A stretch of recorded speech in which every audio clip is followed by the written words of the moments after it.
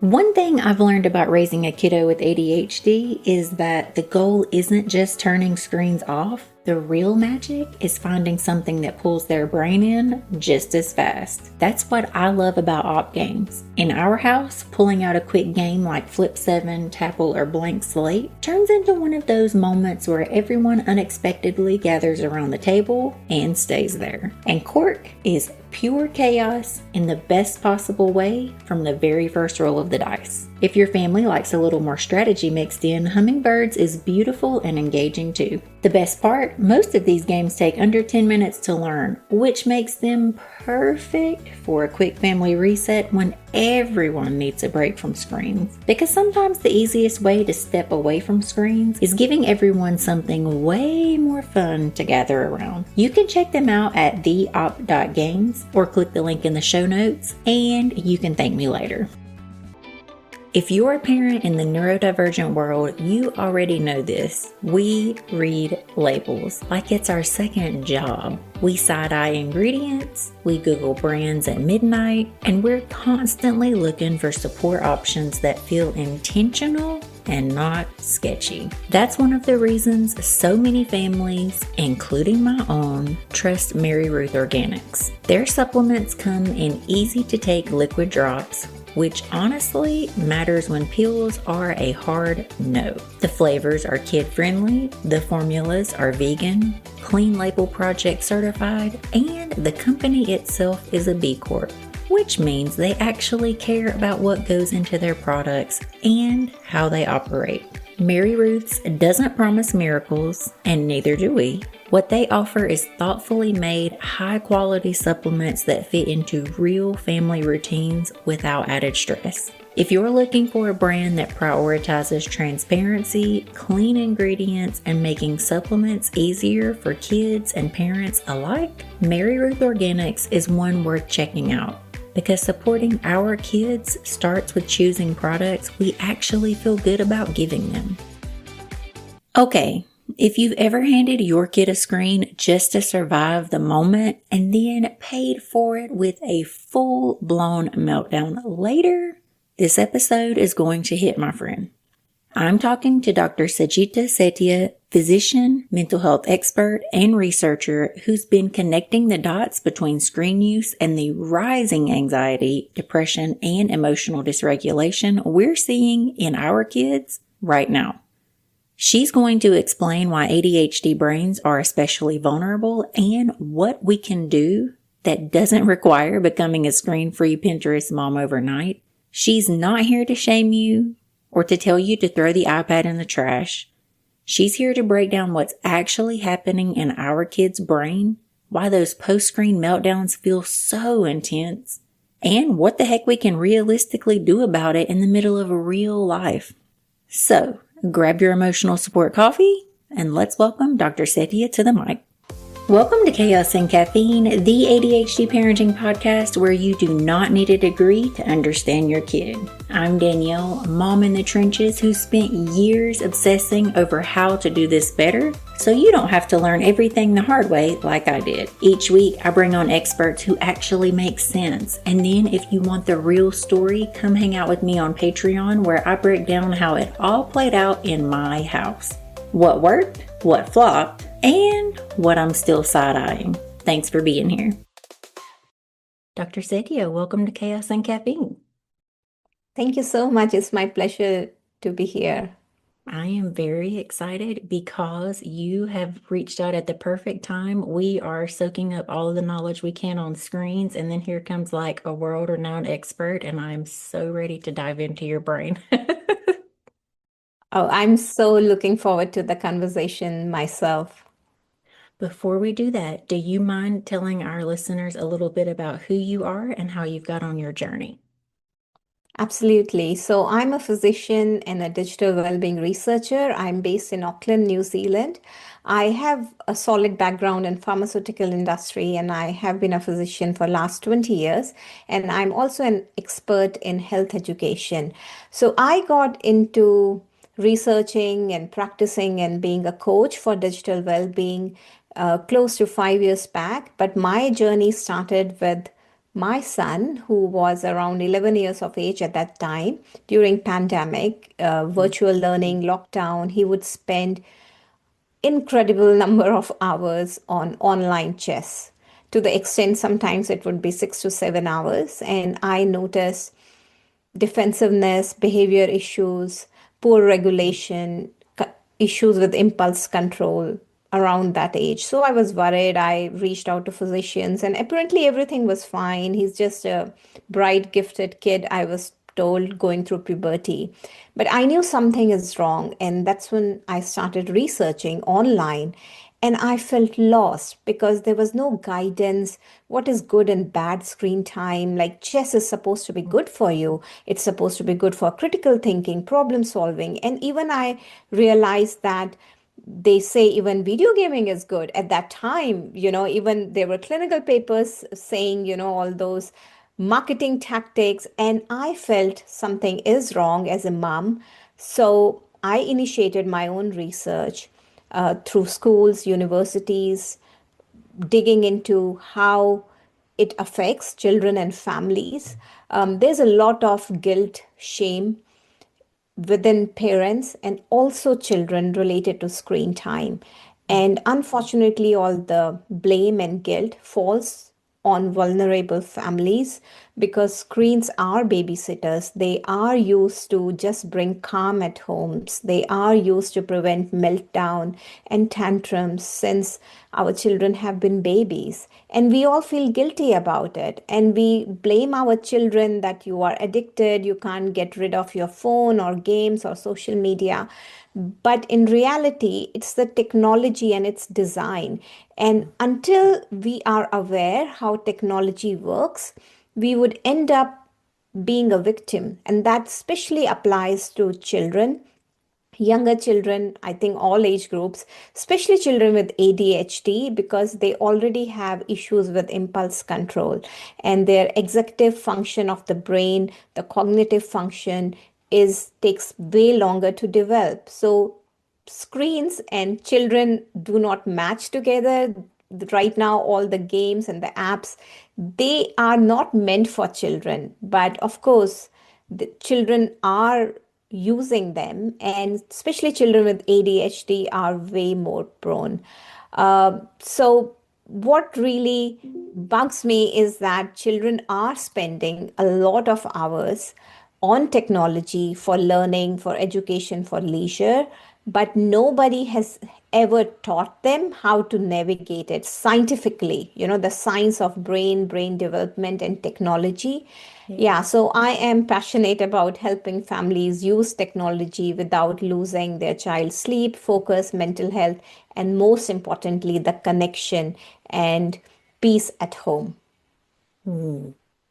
So I am very fortunate in the fact that I can ask my kid, hey, let's go play basketball or soccer, or somehow his new thing is playing hacky sack. I didn't even know that was still a thing from the 90s, but here we are. And Mhm. he'll give me about 30 minutes of playtime. And then he'll say, okay, mom, I need a tech break. And he'll go and watch a few videos and then he'll come back. But a lot of parents do not have that leisure, that Mm, luxury of saying, hey, let's take a break and it being that easy. So I know I'm very fortunate in that aspect.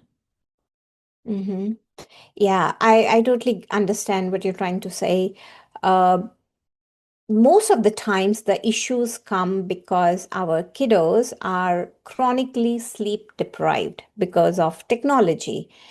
They have devices in their rooms, and it could be a school laptop or a Chromebook, but it's being misused by a developing, you know, child and with a developing brain that lacks self control, sometimes for hours at night. So, I would tell all the parents before you start any boundaries, rules. I know screens do help you get through the day. Focus on your child's sleep because often the common mediator between most of the harmful effects that we see with misuse of technology and brain development and behavior issues is lack of sleep. Try not to come into any boundaries or structure before you know that your child has had 8 to 10 hours of sleep at least for 2 weeks. I would keep this as a foundation before you can proceed. A lot of times, your child would be lacking in self control, and there would be way more negotiations from coming from your child because your child can't think clearly, and all these executive functions are still developing, especially in ADHD brain. So focus on on your child's sleep, and then start developing structure, but through proper communication. The first step after you have managed sleep is to take away all the guilt and the blame, of course, starting from yourself. And that applies to your children. So tell your children, I just came to know how technology has manipulated both of us, how they have made so much money and we have lost track of time and focus. And now we are going to play a game with technology because it has been winning all this while because we don't know the game rules. And we are competing with our opponent who has all the cheat codes, and we have been losing. And we are in this game together, and we are in it to win it. Ooh, do you mind to dive into the sleep? I know that sleep is important for all of us, but if that's your foundational piece, do you have more information that we should know? Yeah, absolutely. So it happens in all the kids, even grown-ups. Like, ask yourself if you are sleep deprived for, let's say, weeks and weeks, you would feel agitated, irritated. I know there are adults who say that they just need 4 hours of sleep, but that doesn't happen with children. Unfortunately, no. And Mm-mm. there's never a child who would say, okay, it's 8 p.m. and I'm going to my bedroom. I'm not going to touch technology or do anything else. I'm just going to brush my teeth and go sleep because I need my 10 hours of sleep. No, they don't work like that, unfortunately. So we need to co regulate before they can self regulate. So tell yourself, your 10-year-old, I I have 10 more years, actually 8 more years till my child is an adult, and this period is crucial in me raising a very independent, self regulated adult. It won't happen in one night, but it would continue to happen. And children model our behavior. So if we have rules and they only apply to kids, it's also not fair. So the first step in making sure they get good sleep is keeping all devices outside bedroom, not just for children, also for yourself. If there's a boundary, it should be for everybody. I know that many moms say that no, dads don't cooperate and they don't take it seriously. It's fine. Start with yourself and your child. If you can involve your partner, it's even great, the best. But if you cannot, please don't take it an excuse that you can't have any boundaries at home. So for me, there are two known negotiables. There's no way my kids can negotiate with me. Right now, they have pretty good self control and I don't monitor or supervise. But when even now, there are no non negotiables, no devices in bedroom. I don't even allow during the daytime so that it's a habit and I can supervise. Devices are only in shared spaces. A lot happens through online. It's not just losing track of time. There are also gangs, there are also sexual predators, and there are, in general, a lot of crimes happening through online. And we need to be mindful who our children are watching, whom they are talking, how robust those channels are in teaching our children values. So no devices in bedroom, whether it's day or night, but at least at night. If you have to start with something, start at night. There's research to show that the mere presence of a device, it could be just a school Chromebook, can disrupt sleep.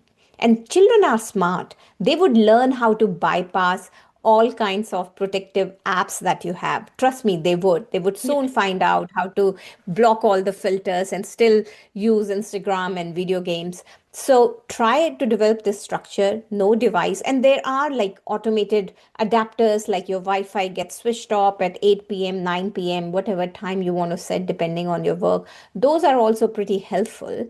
But again, it applies to the entire family. So when the internet gets shut off, nobody can watch television. But start with keeping devices outside also for yourself. Oftentimes, rules fail because they are only for children. So I had a mom recently, and son is around 12 years old, also ADHD. And mom says, there's no way I can encourage my son to keep his device outside the room. It's not going to happen. He sneaks in. So I asked a question, do you bring your device to your bedroom when you sleep? And she's like, yes, because I need to listen to podcasts to sleep. So I told, start with one simple habit. Start keeping your device outside your room. Show to your child that you're doing it consistently, and just connect with your child for 10 minutes and explain why you're doing it. When children see even adults lack self control, they would understand. They're not stupid. They would understand it's something so delicate, so difficult. My mom also can't handle it. So there's no way I can handle it. But it would take time. Consistently show your child, I have stopped listening to podcasts, and you can switch to Kindle, which is just for reading without all those fancy swipes and stuff. You can switch to just audio, which has podcasts and nothing else. So there are those equipments available. Unfortunately, it's not marketed. So you would have to do your research or buy something. Like my 11-year-old, till now, she has an iPod, which I bought 10 years back. It works fine. She listens to audiobooks. She listens to music. That's all she has. Of course, she watches TV and sometimes she uses my phone.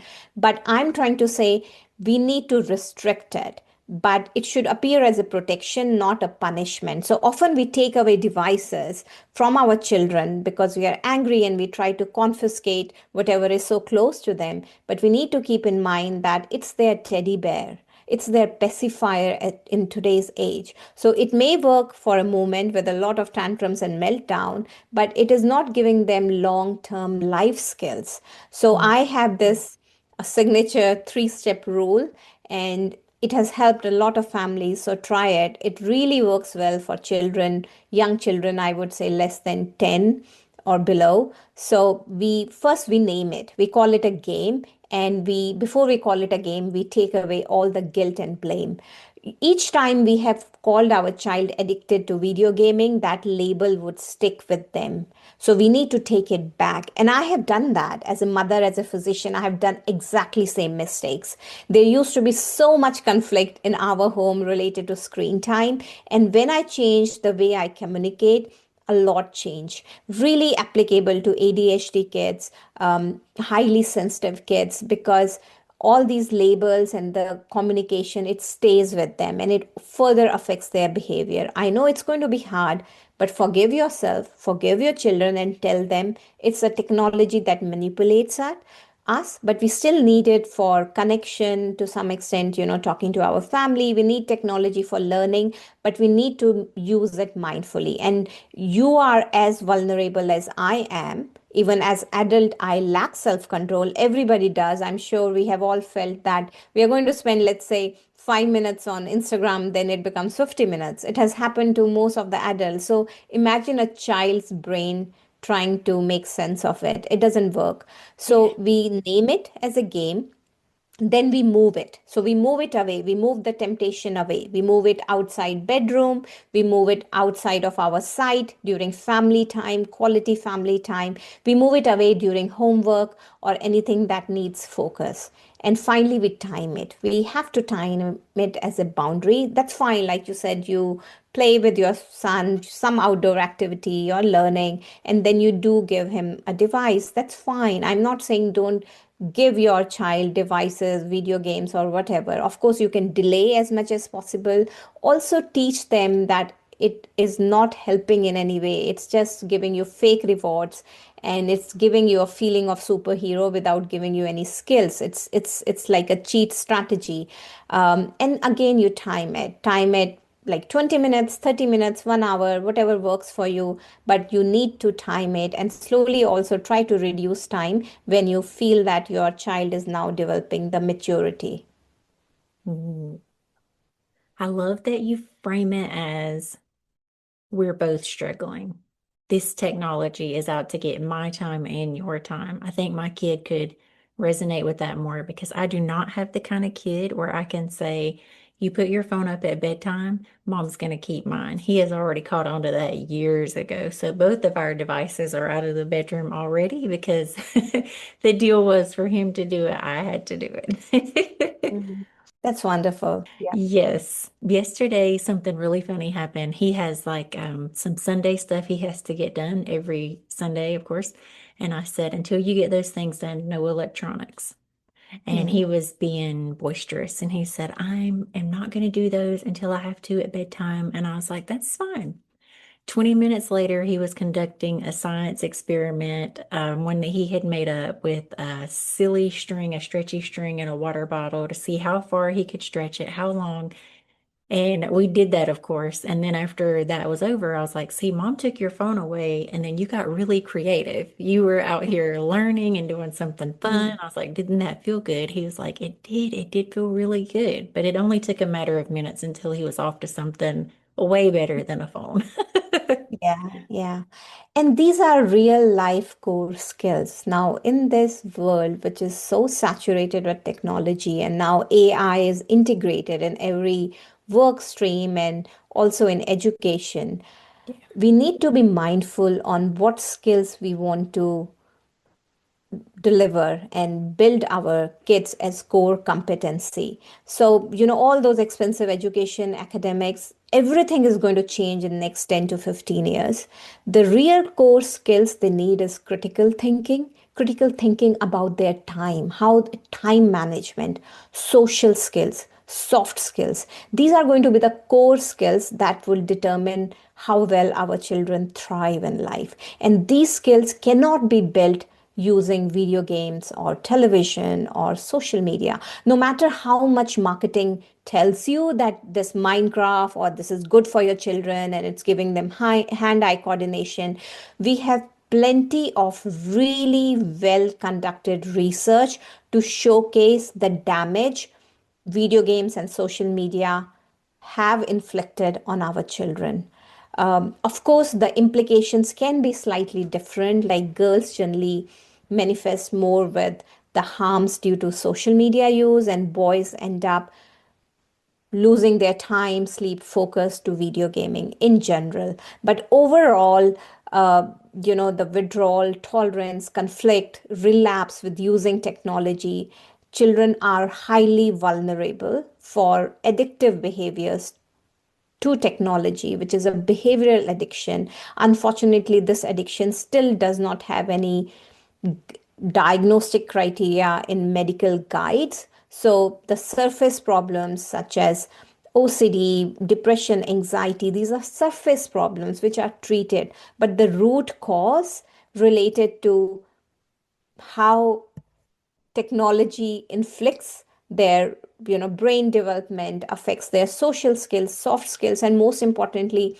emotional regulation. Like if your child has a meltdown, and we have all done that, for to avoid shame and embarrassment in public, we would give our children iPads or our own phone because we don't want a tantrum, which helps in the short term. But at home, I would say build the muscles. So if your child is negotiating and calling that, they hate you because you are not giving them screens and all their friends are video gaming and they are allowed to video game for 4 hours, why there's a 30 minutes or 1 hour limit, be patient. Tell yourself, I'm building the muscles my child need. I'm building the self-control muscles at this stage. Try to be patient. Please don't say anything. Even if your child says a lot, your child is still learning through the experience, and there's no screen that can teach these important life lessons. When they grow up, they'll go through heartbreaks, they'll go through disappointments, they'll go through a lot where the life would seem so unfair. And this is the time to teach them those life lessons which will make them thrive in life. Are you tired of being the screen police? The constant negotiation, nagging, and fights over screen time? Girl, it's so exhausting. Two frustrated ADHD parents who experience the problem firsthand have created a solution that actually works. Screen Coach is a time management app that rewards good habits. Kids can earn their screen time by doing activities set by you, chores, homework, even brushing their teeth. You can allocate times for kids to access certain apps only or block all apps. Once it's set up, you can relax. There's no sneaky workarounds. Endorsed by psychologists, Screen Coach enforces those routines that help ADHD kids and parents thrive. They offer a free 30-day trial, and because you're part of the Chaos Fam, you can even get a 5% discount after the trial. You can head to myscreencoach.com/chaos or click the link in the description and start building healthy habits for life. Can we talk about the quiet gaps screens have created? Our kids can build entire digital worlds, but struggle to read the room in the real one. And no, this isn't about demonizing screens. They're not evil, but they are passive. Social skills, executive functioning, those are not passive. They're built, practiced, strengthened. That's why I love social thinking. Because this isn't just be nice advice. It teaches kids how social communication actually works, how to notice what others are thinking, manage impulses, join conversations appropriately, and respond instead of react. And here's the part parents don't always realize. It also builds executive functioning, organization, flexible thinking, time management, problem solving. These are classroom survival skills, friendship skills, life skills. If screens have taken some of those practice reps, we can build them back intentionally. Check out social thinking in the show notes, and let's raise kids who can navigate people and not just platforms. I think that's a silent epidemic that no one is talking about yet, maybe because we have not realized that exactly what screens are stealing from our kid. I've heard of a recent study that said that children are on devices and it's stealing their creativity, but that's also stealing their social skills because they don't know how to interact face to face because they're used to looking at a screen or talking to someone on a screen. And it's just slowly stealing not only their childhood, but the skills that they could be developing during their childhood. Absolutely. And now, when I said there's a wealth of data to support it, so all those false marketing coming through technology and online games, and even data to show that social media is healthy in moderation. Like if we talk about the 2025 longitudinal brain study, which was published in Translational Psychiatry, it's like all the information, all the truth is in front of your eyes, because this study was done in children with ADHD, and it recruited between close to 10,000 children, such a large data set. And it did all the brain imaging like MRI, and also evaluated behavioral data. And the main credibility comes that it's a longitudinal study. So it has prospectively studied in real time how children progress, not like what happened in the past or what's happening right now. It has actually studied.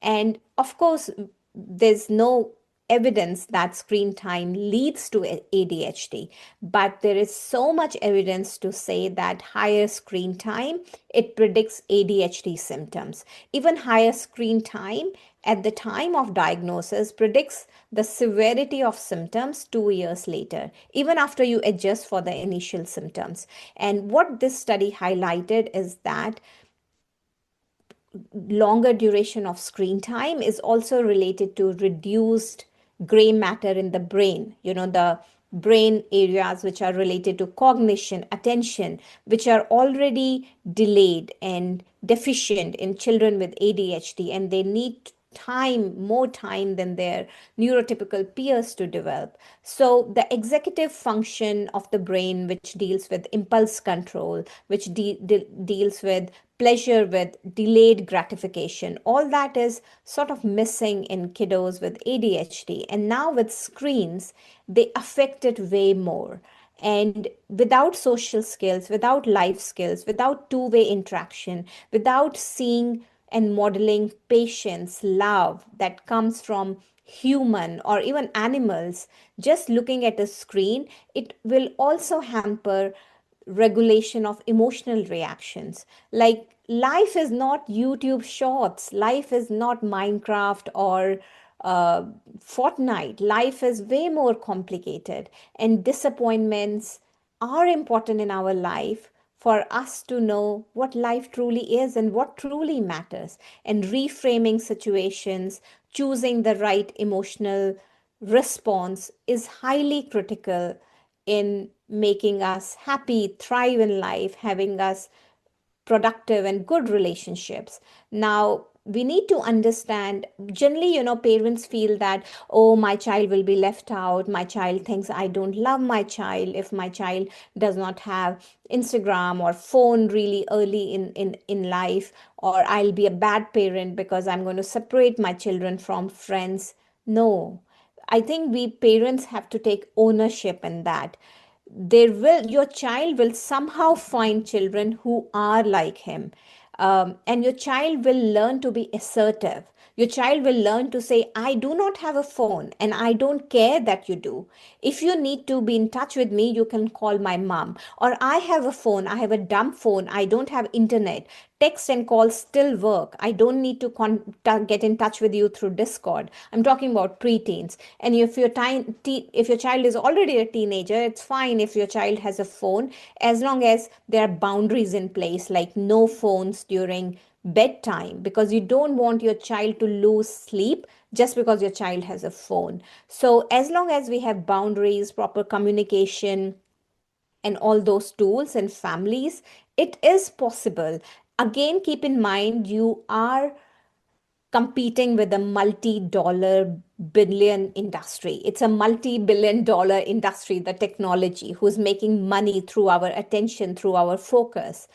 And the only way you can compete is not through punishment, is not through lectures or scoldings, is through love and compassion.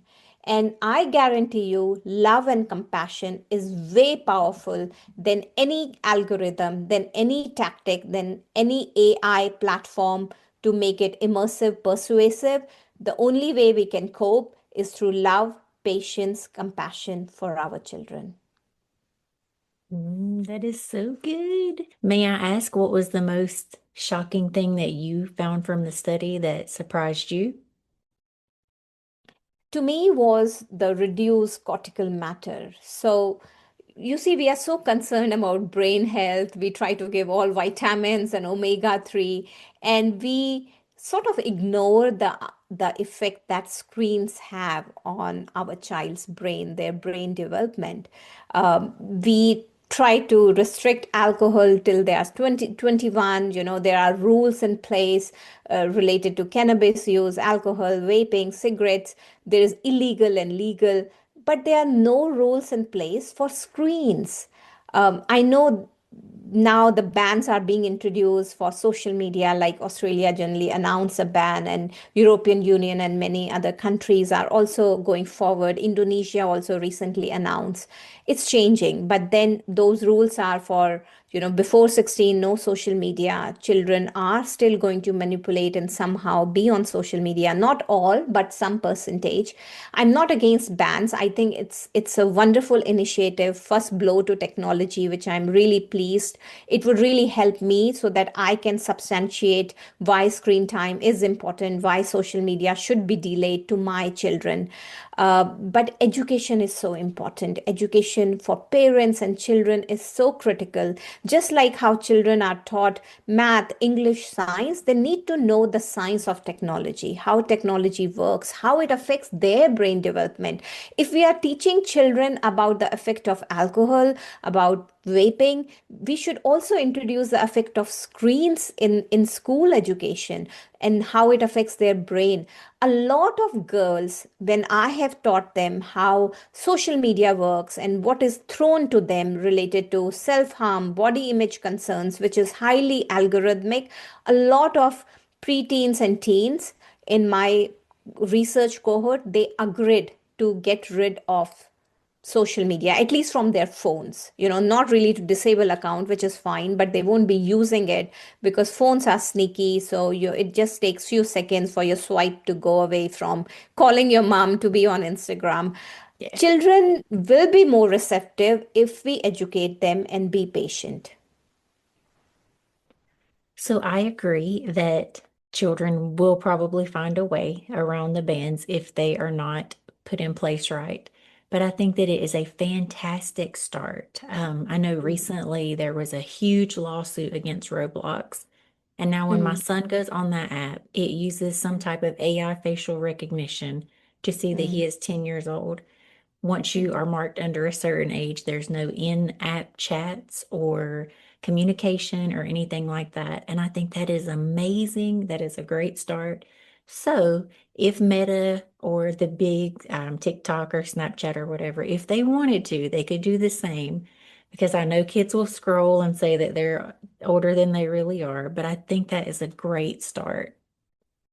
Yeah, I was so happy even with the Meta, in New Mexico recently, Meta was guilty of leading to addictive or problematic smartphone or social media use, which is great, which is also a great start. And the fine, it's just a few families who came forward, but I think majority of the families are still suffering in silence. They do not know about lawsuits or they don't have the bandwidth to even think about it. But I have gone through those families, their children, especially girls who have suffered so much, lost their self-esteem, confidence, just because of what is thrown to them on Instagram. We cannot predict how algorithm goes, even YouTube to a large extent, and to gaming also. To your coming back to the gaming, so Australia decided to ban just the social media, not gaming, because apparently they had independent conversation with Roblox, Fortnite, and all the major gaming platforms, and they agreed to fine tune their security systems. But for social media, whatever the security system they implicated, that's just a brainwash, and the authorities were not convinced. And the reason they started thinking of ban, apart from declining mental health, is there are gangs you might have heard about. I don't know if you have heard about 764 gang, and there are many other copycats which basically are predators, and they are implicated in sextortion cases, even encouraging children to record humiliating acts and self-harm behavior. So those gangs are spread throughout, and they do not target our children through some dark web. They target children through most common social media and gaming platform, including Discord and Fortnite. So it is important that your child is using any device in a shared space, let's say kitchen or a living room.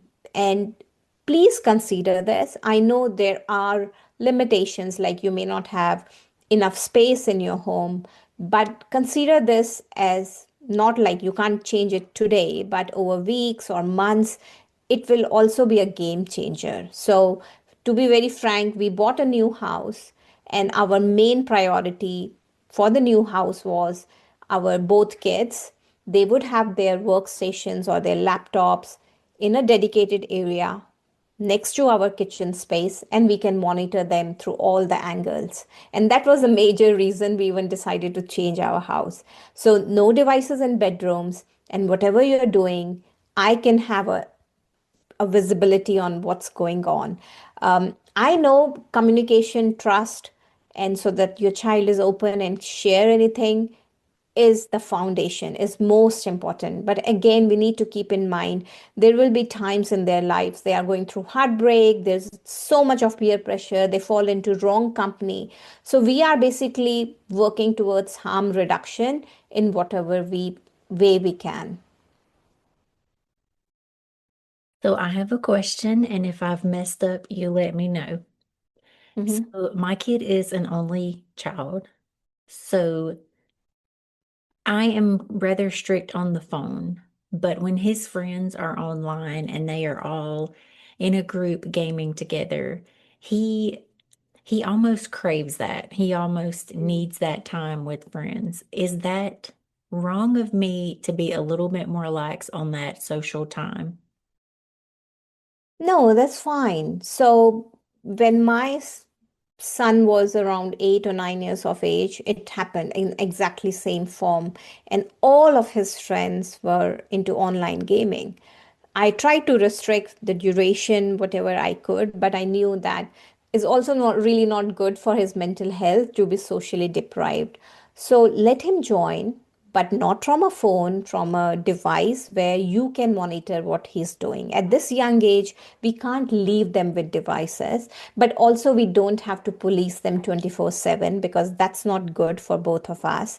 So having a laptop in a shared space is important, but also regularly educate your child that it's fake dopamine. They get fake rewards, which do not give them skills. So dopamine is a neurotransmitter and it's released when we feel happy after achieving a goal, and it helps us to improve, to do better. But how online gaming and social media, they hijack this system, so you still feel the same thrill that you have achieved and you have gotten a reward, but it's a fake reward. There's no flow. So, for a flow like state where your brain is immersed in the task and feels good, feels like, when you are really focused and working and you really enjoy doing that, you would not be thinking about your problems. You'll be totally immersed in the task. And it's really peaceful, good, feel good state, which is flow. Now, it can happen with anything. It can happen with chess, it can happen with any problem solving task like math task, with anything. But with social media, the challenge is so weak, and your skill will always be better developed than the challenge. That's how it works. Like, how much skill does it need to swipe and to scroll? It doesn't need any skill, but you still get the same feel good feeling. So just communicate with him, not as a lecture, just 10 minutes with a really good quality time. When you're having a good time, just teach your child that they are making money. It's marketing. We know how they leverage their attention to later convince them to buy Roblox coins and lose all the money and time. They are not gaining anything. It's a lost skill, like they are not getting any skill. And those companies are advertising, marketing, gaining their attention, and would eventually want to sell them their products. And no, children generally do not want to be a target. Just say in a loving way, I understand your friends want to play, you want to play, it's fine. You need to be a part of it. And slowly, slowly, what you would see, your child will actually find the company who doesn't really get into online gaming. That's exactly what happened with my children when they were younger, between the age of, let's say, 8 to 10, they were into online gaming.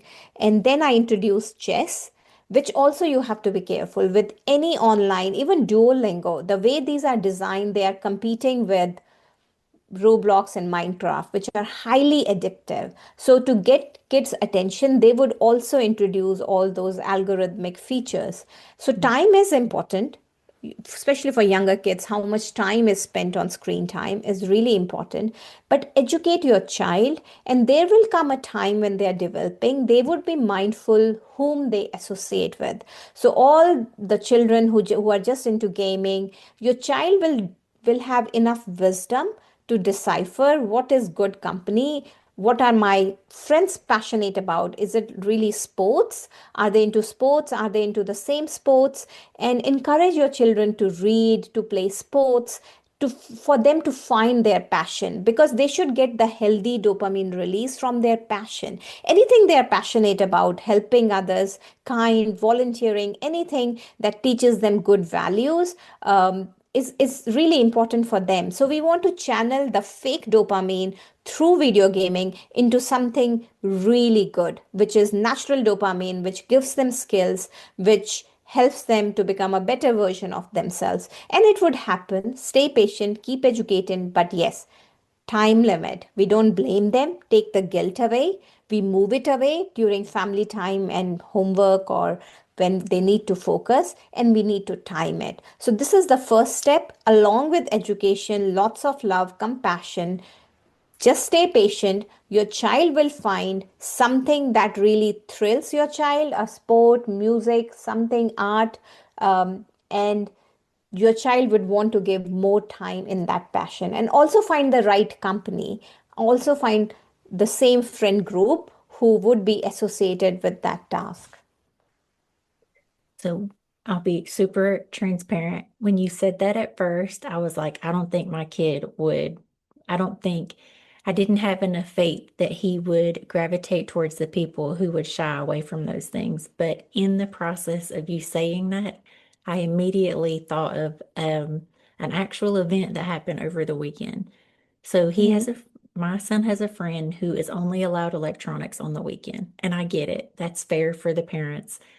But my kid has realized that that kid is not any fun on the weekends because we went to the park yesterday and the kid did not want to be there. He wanted to be at home on VR. And when we took him home, my kid said, "Mom, I don't want to hang out with him at the park on the weekends anymore because he doesn't want to play. He would rather be at home getting his last few hours in on electronics." So you are right. I do think that he would gravitate towards the people who had his same interest. Absolutely. You see, I didn't give smartphone to my children till too late, which is also what is recommended. And parents generally feel that it is not an option, but it is an option. And of course, my son would ask for a phone. He would say he's the only one. Probably he was the only one.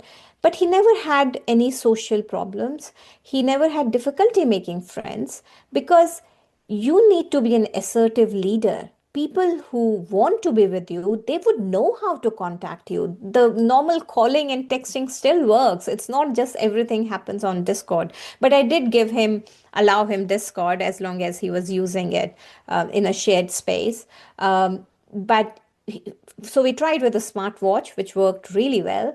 And then he needed to use public transport or he needed the fitness and transport app. So I gave him a phone, which came with problems. It wasn't easy, although I got all the security, like there's no social media, and we agreed, we started all the boundaries. Um, but I also learned through our own journey together, there would be some lived experience in your life, which is so powerful in teaching both of you how delicate and risky screens can be, and take it as a great learning point to start the conversation and to build good habits. Once children have that basic foundation of the knowledge of tech, which is reinforced through a lot of love and kindness. Like I always tell my children, there's no technology, there's no algorithm, there's no AI which can ever come between our love. And there's, of course, no mistake which can also ever come between our love. So anytime you make a mistake, always remember my forgiveness will be bigger than your mistake. So come and tell me, because if I don't know what happened, I can't help you. And there's no technology that can come between our love. Even if you have a partner or a husband, keep in mind and repeat the same things. Often we don't even raise our head to look at our loved ones if we are on our phone. We could be working, but that doesn't justify, because we need that eye contact. And once you have that in place, like your children get eye contact, they get enough love through you, screens or other friends who are always hooked to screens, they would not be a fancy, attractive part in their life, because they have you. You are the online game, you are the toy, you are the present, you are the social media that your child needs, and will always be the case. Yeah, temporary, okay, your child doesn't need you, needs a video game because all the friends are there. Don't get disheartened. Set a time and tell your child, this is non-negotiable. I'm going to give you this much time, let's say 30 minutes, 1 hour. And yes, be ready for meltdowns, especially in ADHD kids. It would happen, meltdowns will come. But again, tell yourself, I'm building real life skills. Give your child a hug. Try to be patient. Because I always tell myself, okay, I'm not going to yell at my child. It's a big fancy industry taking their attention. It's not their fault. So I have to be way more compassionate and calmer. I know it's hard. It's not always possible. There will be times you're tired and you would say, "What are you doing? You are breaking your promises, and I'm not happy, and I'm going to take away your devices." There will be times. But other times, use those 10 minutes before they go to bed to tell them how much you love them.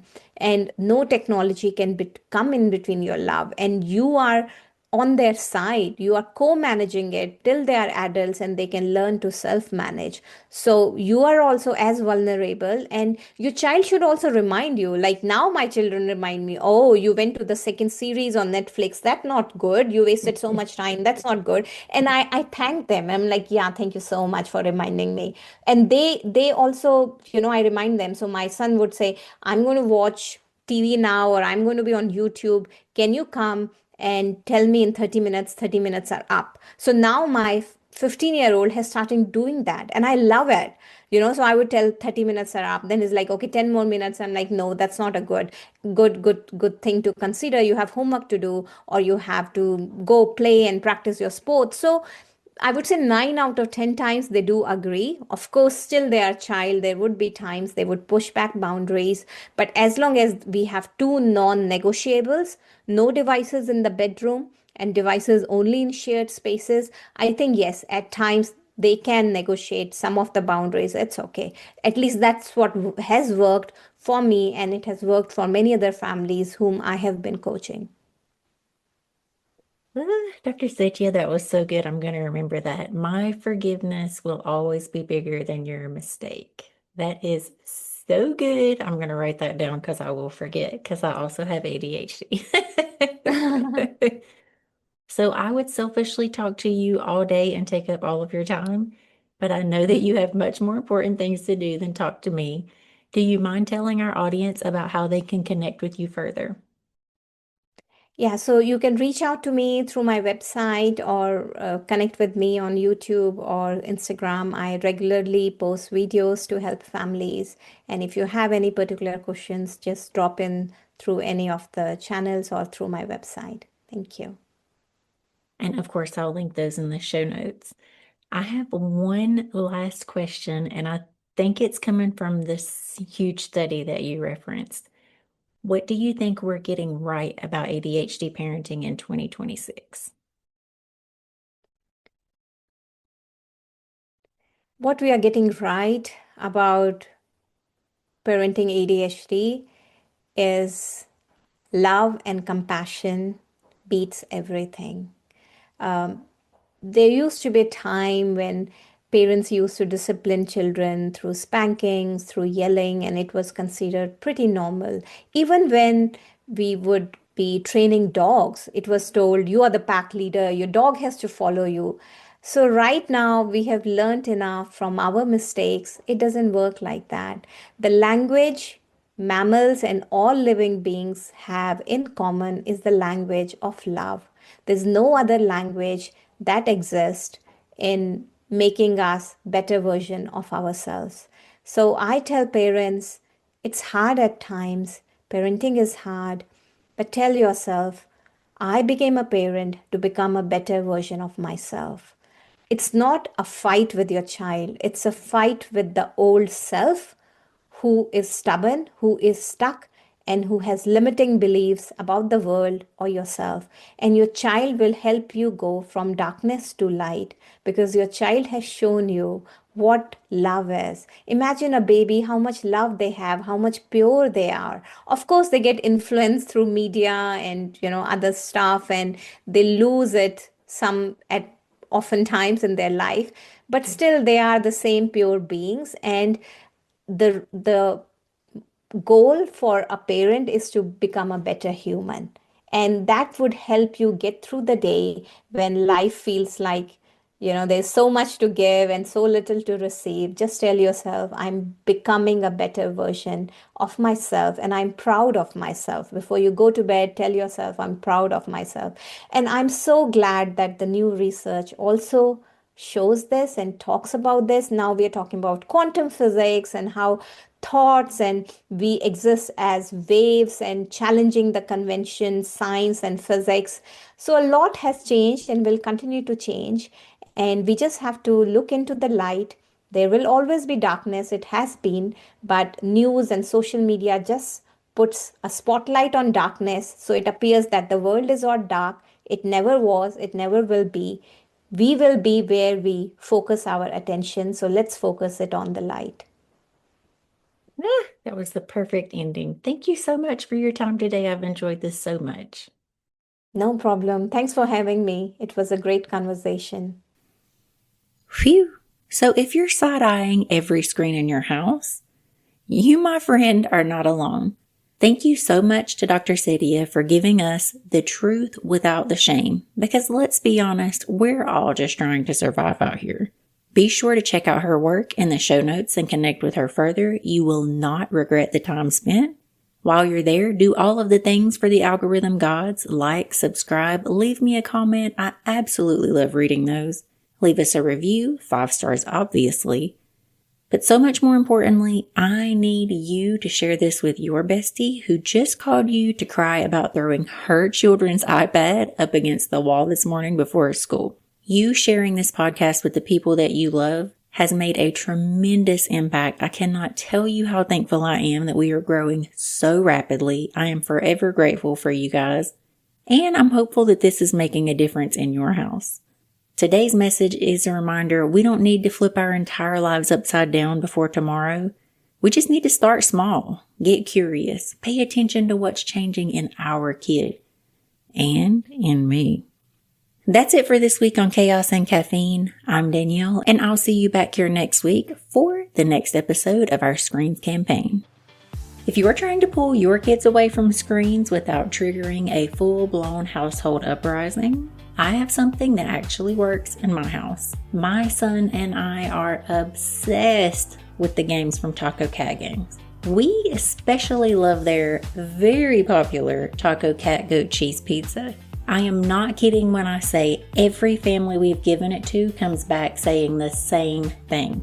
This game is chaos in the best possible way. It's ridiculously easy to learn, the rounds are super fast, and within about 10 minutes, your living room turns into a laugh until you cannot breathe, slap the table competition.